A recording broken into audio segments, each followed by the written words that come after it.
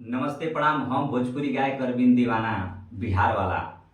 और हमारा ये वीडियो चैनल पे जाएं, यूट्यूब चैनल पे अरविंद दीवाना बिहार वाला पे, और सब हमारे गाना सुने के मिल जाई। और हमने के आज दर्द भरी गाना एगो बैठल बन सुनावे खातिर, जौन की बहुत अच्छा सजौले बनी कवि हमारे संतोष शर्मा जी।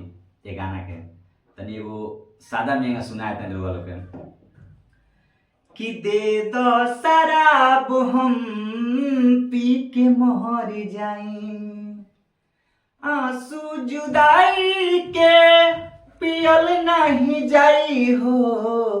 दे दो शराब हम पी के मोहर जाई। आई हारमोनियम के माध्यम से रो लोग सुनाओ तनी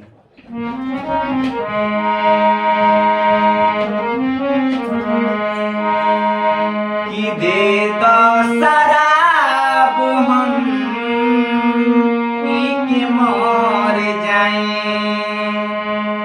दे दो शराब हम पी के मर जाएं,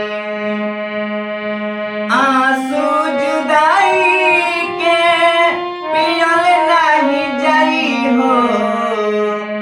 दे दो शराब हम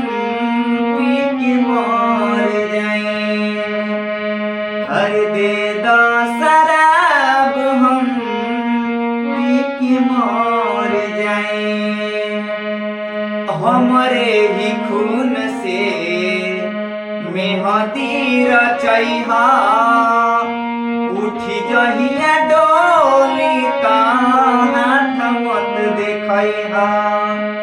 लइका कहता कि हमरे ही खून से मेहंदी रचैहा, उठी जहिया डोली का हाथ मत देखैहा।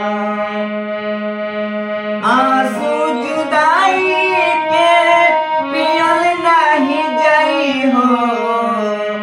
दे दो शराब हम पी के मर जाएं, अरे दे दो शराब हम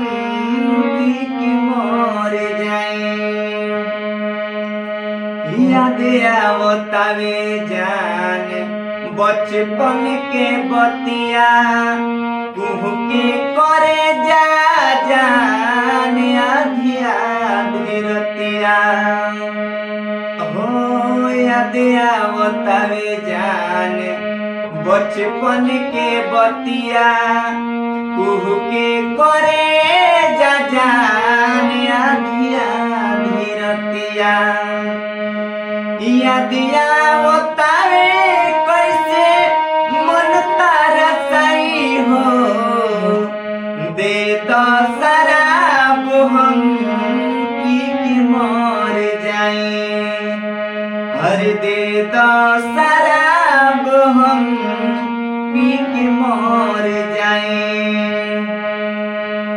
कहे संतोष लड़का अरविंद हो, कब होई मिलन मर्जी करिहे गोविंद हो।